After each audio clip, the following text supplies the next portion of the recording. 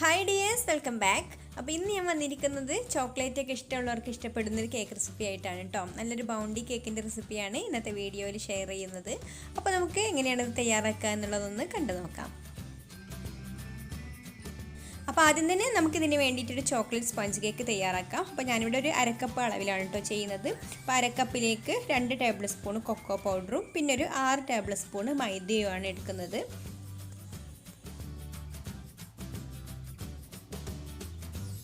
ഇനി നമുക്കിത് അരിച്ചെടുക്കാൻ വേണ്ടിയിട്ട് ഇതുപോലെ ഒരു അരിപ്പയിലേക്ക് ഇട്ട് കൊടുക്കാം.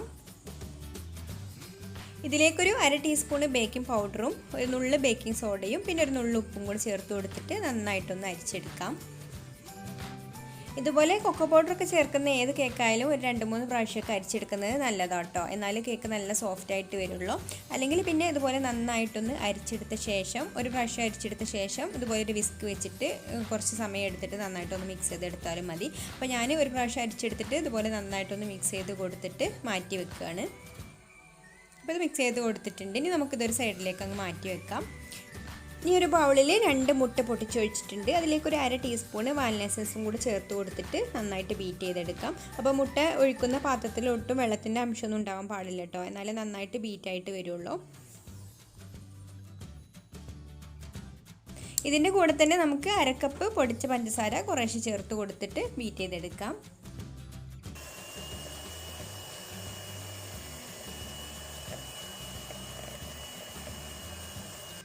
ഇപ്പോൾ മുട്ടയും പഞ്ചസാരയൊക്കെ നന്നായിട്ട് ബീറ്റായി വന്നിട്ടുണ്ട്. ഇനി നമുക്കിതിലേക്ക് 1 ടേബിൾ സ്പൂൺ ഓയിൽ ഒഴിച്ചു കൊടുക്കാം.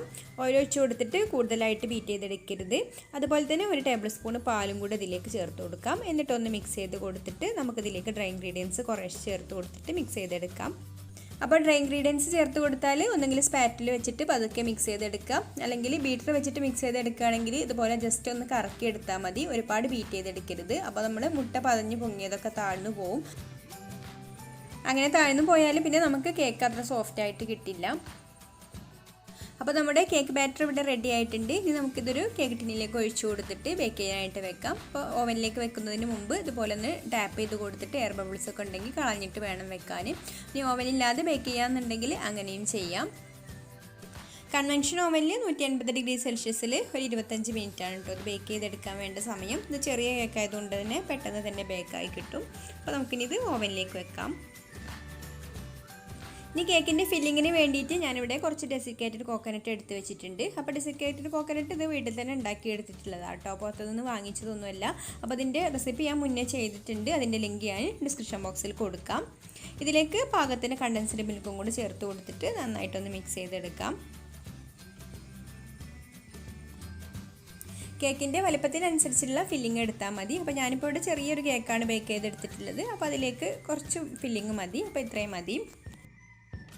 അപ്പോൾ നമ്മുടെ കേക്ക് ഇവിടെ ബേക്കായി കിട്ടിയിട്ടുണ്ട് കേട്ടോ. നന്നായിട്ട് ചൂടാറി വന്നിട്ടാണ് ഞാൻ കേക്കിൽ നിന്ന് പുറത്തെടുത്തത്. ഇനി നമുക്ക് ഇതിൻ്റെ ഈ ഒരു പൊങ്ങി നിൽക്കുന്ന മുകൾ ഭാഗം ഒന്ന് കട്ട് ചെയ്തിട്ട് മാറ്റാം.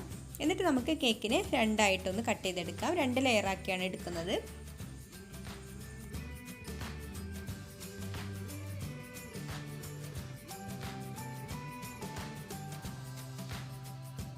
ഇനി കേക്ക് ഫ്രോസ്റ്റിംഗ് ചെയ്യാൻ വേണ്ടിയിട്ട് ഞാനിവിടെ കേക്ക് ബോർഡിൽ ഫസ്റ്റ് ലെയർ കേക്ക് വെച്ച് കൊടുത്തിട്ടുണ്ട്. കേക്കിൻ്റെ മുകളിലുള്ള ആ ഒരു ലെയറാണ് കേട്ടോ വെച്ച് കൊടുത്തിട്ടുള്ളത്.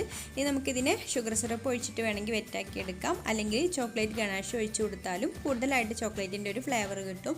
അപ്പോൾ ഞാനിവിടെ ചോക്ലേറ്റ് ഗനാഷാണ് ഒഴിച്ചു കൊടുക്കുന്നത് ഇതിൻ്റെ മുകളിൽ.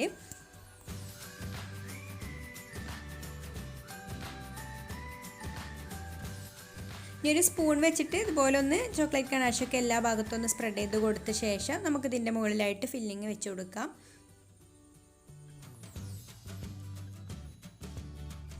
ഫില്ലിങ് ഇതുപോലെ നന്നായിട്ട് പ്രസ് ചെയ്ത് കൊടുത്തിട്ട് വെച്ച് കൊടുക്കുക.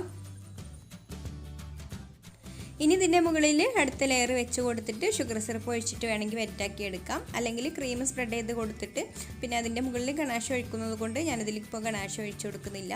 അപ്പോൾ നമുക്ക് കേക്കിനെ ഫുള്ളായിട്ടൊന്ന് ക്രീം വെച്ചിട്ട് കവർ ചെയ്തെടുക്കാം.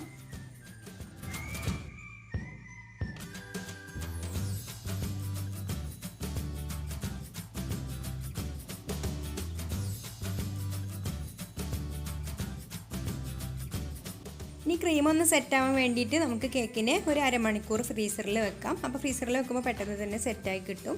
അതിനുശേഷം നമുക്ക് എടുത്തിട്ട് ഗനാഷ് ഒഴിക്കാം. ഞാൻ ഫ്രീസറിൽ വെച്ചിട്ടുള്ള കേക്കാണ് കേട്ടോ ഇത്. ഒരു അരമണിക്കൂറോളം ഫ്രീസറിൽ വെച്ചിട്ടുണ്ട്. ഫ്രിഡ്ജിൻ്റെ താഴെ വെക്കുകയാണെങ്കിൽ 2 മണിക്കൂറൊക്കെ വേണം അതൊന്ന് സെറ്റായി കിട്ടാൻ വേണ്ടിയിട്ട്. ഇനി നമുക്ക് ഇതിൻ്റെ മുകളിൽ ഗണേഷ് ഒഴിച്ചു കൊടുക്കാം.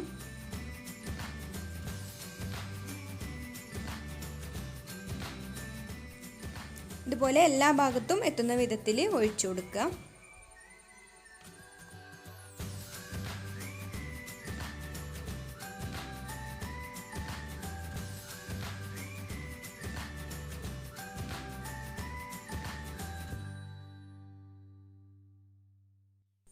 ഇനി നമുക്കിത് വീണ്ടും ബേസിലേക്ക് തന്നെ വെച്ചിട്ട് ഫ്രീസറിലേക്കോ ഫ്രിഡ്ജിലേക്കോ ഒക്കെ വെച്ചിട്ട് നന്നായിട്ടൊന്ന് സെറ്റാക്കി എടുക്കാം. ഇനി ഞാനിതൊന്ന് സെറ്റായി കഴിഞ്ഞിട്ട് പിന്നെ ഇതിൻ്റെ സൈഡിൽ ഒരു കോട്ടിങ്ങും കൂടെ ഈ എക്സസ് ആയിട്ട് വന്നിട്ടുള്ളതൊക്കെ ഒഴിച്ചു കൊടുക്കുന്നുണ്ട് കേട്ടോ. അപ്പോൾ കുറച്ച് തിക്കായിട്ടുള്ള ഒരു കോട്ടിങ് കിട്ടും.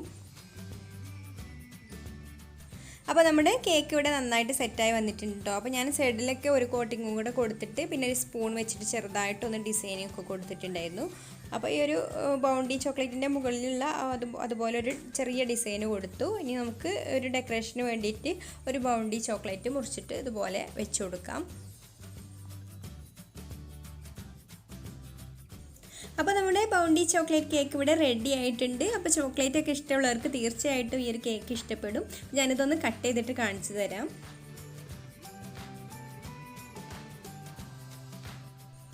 അപ്പോൾ നിങ്ങൾക്കൊരു വീഡിയോ ഇഷ്ടമായിട്ടുണ്ടെങ്കിൽ ഒന്ന് ലൈക്ക് ചെയ്യുക, അതുപോലെ ഷെയർ ചെയ്യുക, നിങ്ങളുടെ അഭിപ്രായങ്ങളൊക്കെ കമൻറ്റ് ചെയ്യുക. പിന്നെ എൻ്റെ ചാനൽ സബ്സ്ക്രൈബ് ചെയ്യാത്തവരാണെങ്കിൽ ഒന്ന് സബ്സ്ക്രൈബ് കൂടെ ചെയ്ത് സപ്പോർട്ട് ചെയ്യണേ. അപ്പോൾ ഇനി മറ്റൊരു നല്ല റെസിപ്പിയുമായിട്ട് അടുത്ത വീഡിയോയിൽ കാണാം. താങ്ക്